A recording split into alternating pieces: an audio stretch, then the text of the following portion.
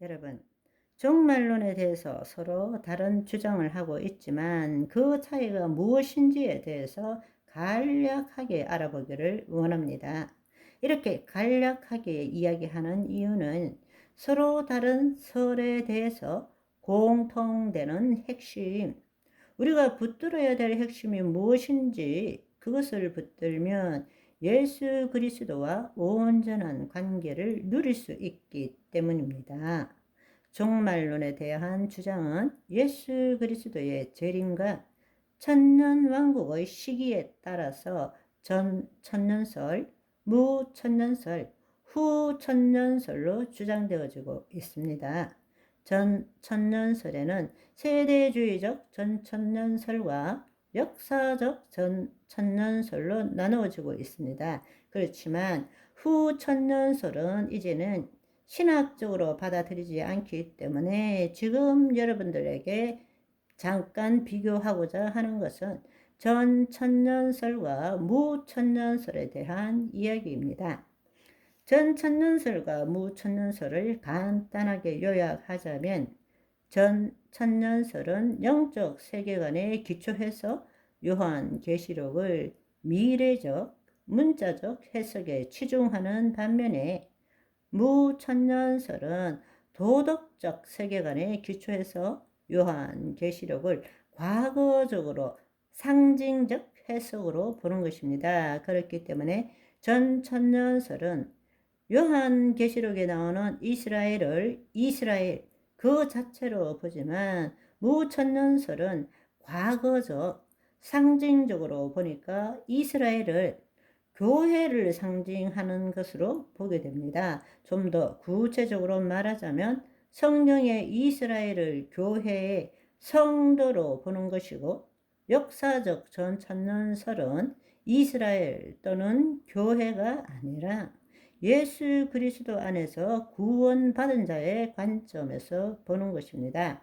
반면에 무천년설이라는 것은 대체 신학에 기초해서 교회의 관점에서 요한계시록을 해석하는 것입니다. 대체 신학이라는 것은 이스라엘이라는 나라가 사라졌기 때문에 이스라엘에게 약속된 모든 말씀들이 이제는 영적 이스라엘인 교회로 대체시키는 신학을 대체 신학이라고 말합니다. 1948년 이스라엘이란 나라가 생겨났는데도 아랑곳하지 않고 대체 신학을 쭉 밀고 나갑니다.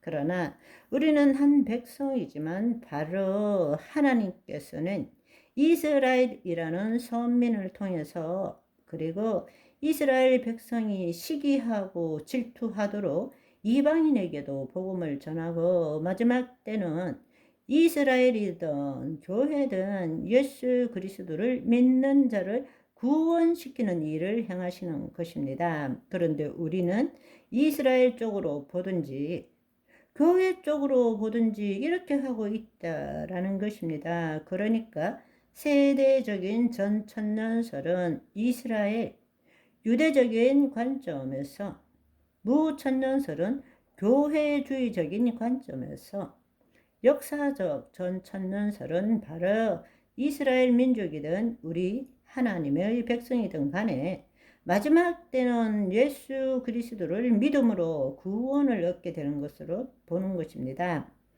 예수님의 재림이 천년 왕국 전에 있다라는 것이 전천년설입니다. 그 중에서도 세대주의적 전천년설은 예수님의 재림이 있기 전에 7년 대환란이 있는데 그 7년 대환란 시작 때에 교회가 휴거되고 이스라엘 민족들이 대환란을 거치게 되고 그렇기 때문에 세대주의적 전천년설은 예수님의 재림이 두 번에 걸쳐서 일어난다.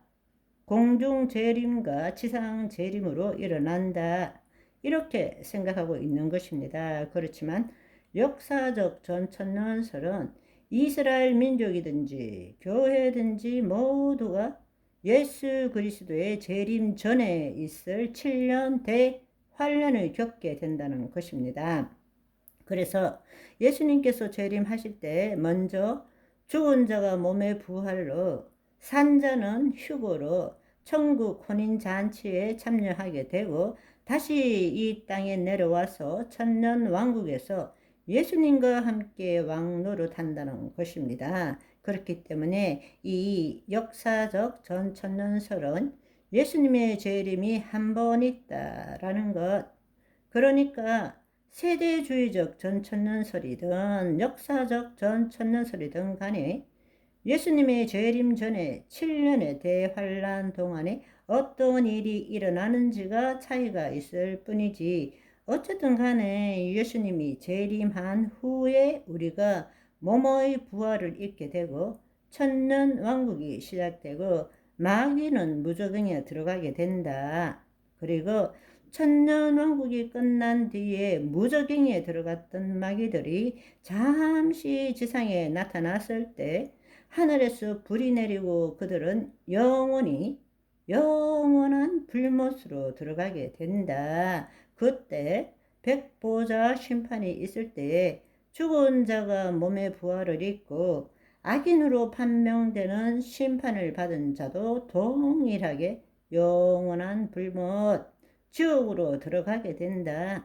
이렇게 이야기하는 것입니다. 그러니까 여러분, 전천년설의 두 가지 전천년설의 차이는 예수님이 재림하시기 전에 일어나는 일의 차이가 있지, 예수님이 재림하신 후에 몸의 부활을 입고 천년왕국이 있고 그 천년왕국 동안에 마귀들이 무조갱 속에 들어가고 천년왕국이 끝나면 마귀들이 잠시 나왔지만 그들이 불에 타서 영원한 불못으로 들어가고 죽은 자들이 몸의 부활을 입고 백보자 심판에서 심판을 받고 생전의 악을 향한 그대로 영원한 불못에 다 들어가게 된다. 이 이야기입니다. 따라서 순서적으로 예수님의 재림과 몸의 부활과 천년왕국과 그 다음에 백보자 심판이 있다라는 것입니다. 반대로 무천년설은 말 그대로 천년왕국이 없다 이런 뜻은 아니고, 천년을 상징적으로 봐서 예수님의 부활 사건과 예수님의 재림 사이, 지금 이 세상이 천년왕국이라고 보는 것입니다. 무천년설의 자세한 설명은 다음 시간으로 바이바이.